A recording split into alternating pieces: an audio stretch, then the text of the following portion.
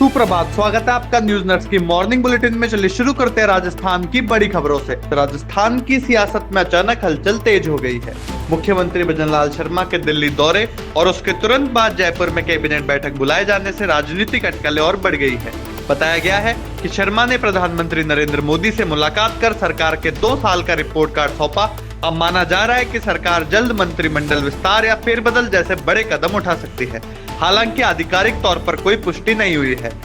इधर राजस्थान के चौमू उपखंड ने एसआईआर प्रोजेक्ट में रिकॉर्ड बना दिया है। दिल्ली से लेकर संसद तक जहां इस प्रोजेक्ट पर हंगामा मचा हुआ है, वहीं चौमू ने 100% काम पूरा करके मिसाल पेश की है।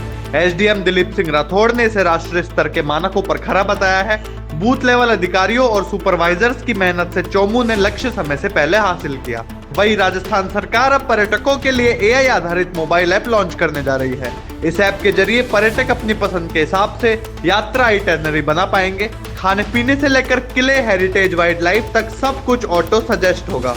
सुरक्षा फीचर भी इसमें जोड़े जा रहे हैं। उप मुख्यमंत्री दिया कुमारी ने बताया कि खाटू श्याम जी के लिए भी एक बड़ा कम्प्रिहेंसिव प्लान तैयार है, जिसमें रिंग रोड से लेकर ट्रैफिक मैनेजमेंट और सुविधाओं का विस्तार शामिल है। वही भरतपुर के सेवर थाना क्षेत्र में एक दिल दहला देने वाला हादसा सामने आया है। पंछी का नगला फ्लाईओवर पर एक युवक मुकेश की शादी समारोह से लौटते समय सड़क हादसे में दर्दनाक मौत हो गई।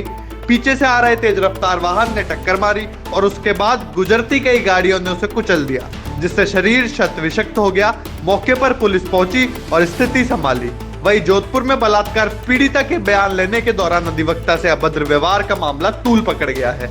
कुड़ी बगतासनी थानाधिकारी हमीर सिंह और कांस्टेबल नरेंद्र सिंह को निलंबित कर दिया गया है। राजस्थान हाईकोर्ट ने मामले का संज्ञान लिया और पुलिस कमिश्नर व उपायुक्त पश्चिम को तलब किया। कमिश्नर ने माना कि पुलिसकर्मियों का व्यवहार अमर्यादित था। इसी बीच अधिवक्ता समुदाय ने न्यायिक कार्य का बहिष्कार कर थाने के बाहर प्रदर्शन किया।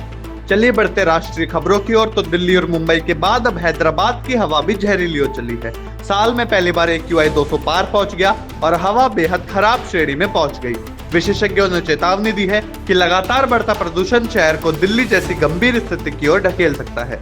वहीं कांग्रेस नेता प्रियंका गांधी ने संचार साथी ऐप को लेकर बड़ा बयान दिया है। उन्होंने कहा कि ईयरफोन में इसे अनिवार्य करना गोपनीयता का उल्लंघन है और यह तानाशाही प्रवृत्ति दिखाता है। उधर दूरसंचार विभाग का कहना है कि यह ऐप साइबर सुरक्षा और धोखाधड़ी रोकथाम के लिए जरूरी है, इसलिए नए फोन में इसे इंस्टॉल करना जरूरी कर दिया गया है। वही भारतीय नौसेना प्रमुख एडमिरल दिनेश त्रिपाठी ने ऑपरेशन सिंदूर की सफलता का खुलासा किया है। मई 2025 में किए गए इस ऑपरेशन में पाकिस्तानी नौसेना को मकरान तट और बंदरगाहों में रोक दिया गया था। 36 से ज्यादा जहाज और पनडुब्बियां की तैनाती की गई थी और दुश्मन 1 इंच भी आगे नहीं बढ़ सका। यह ऑपरेशन पहलगाम हमले के बाद पाकिस्तान और POK में आतंकी ठिकानों को निशाना बनाने के लिए किया गया था। अब बात कर लेते हैं इंटरनेशनल खबरों की। तो पाकिस्तान के पूर्व प्रधानमंत्री इमरान खान की बहन उजमा खान ने अदियाला जेल में मुलाकात कर उनकी तबीयत को लेकर चल रही अफवाहों को खारिज किया है। उन्होंने कहा कि इमरान शारीरिक रूप से ठीक है, लेकिन मानसिक रूप से एकांत कारावास में परेशान किए जा रहे हैं। इससे पहले परिवार को 6 हफ्ते मुलाकात की इजाजत नहीं दी गई थी। वहीं पाकिस्तान एक और विवाद में फंस गया है। श्रीलंका को भेजी गई चक्रवात राहत सामग्री एक्सपायर निकली। कोलंबो के अधिकारियों ने इसका विरोध दर्ज कराया और सोशल मीडिया पर इसकी तस्वीरें वायरल होते ही पाकिस्तान की छवि सवालों के घेरे में आ गई है। अब बात कर लेते हैं बिजनेस जगत की। तो 8वें वेतन आयोग के तहत DA और DR को बेसिक पे में मर्ज करने की मांग पर केंद्र ने स्थिति स्पष्ट कर दी है। सरकार ने कहा कि ऐसा कोई प्रस्ताव फिलहाल नहीं है। दिवाली से पहले 30% की बढ़ोतरी हुई थी और अब DA DR बेसिक का 55% हो चुका है। कर्मचारी और पेंशनर बढ़ती महंगाई के बीच राहत की उम्मीद लगाए बैठे हैं। वही IPO मार्केट एक बार फिर तेज हुआ है।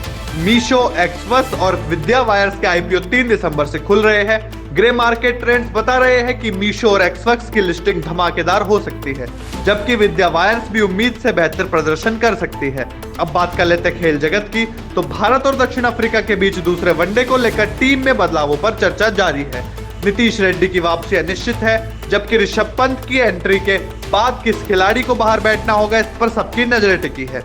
रांची में जीत के बाद टीम रायपुर में सीरीज पर कब्जा करने के मूड में है।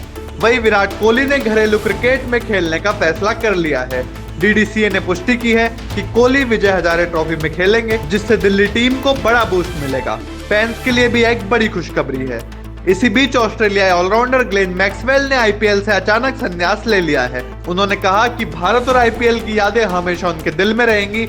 मैक्सवेल के अचानक फैसले ने फैंस को हैरान कर दिया है और क्रिकेट जगत में इस पर लगातार प्रतिक्रिया आ रही है। माना जा रहा है कि चोटों और लगातार थकान ने उनके फैसले को प्रभावित किया। अब बढ़ते हैं मनोरंजन जगत की खबरों की ओर, तो बॉलीवुड फिल्म तेरे इश्क में लगातार बॉक्स ऑफिस पर शानदार कमाई कर रही है। कृति सेनन और धनुष की इस फिल्म ने 5 दिनों में 72.72 करोड़ रुपए कलेक्ट कर लिए हैं।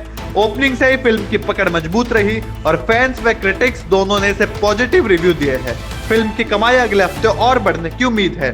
वहीं दूसरी तरफ सिंगर पलाश मुच्छल और क्रिकेटर स्मृति मंदाना की शादी को लेकर सोशल मीडिया पर चल रही अफवाहें एक बार फिर तेज हो गई है।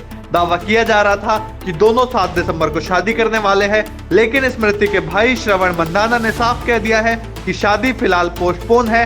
हालांकि दोनों एक दूसरे को सोशल मीडिया पर फॉलो कर रहे हैं और कुछ संकेतों के कारण चर्चा अभी भी जारी है। तो ये थी आज की बड़ी खबरें। कल फिर मिलेंगे नई अपडेट्स के साथ। जब तक के लिए नमस्कार।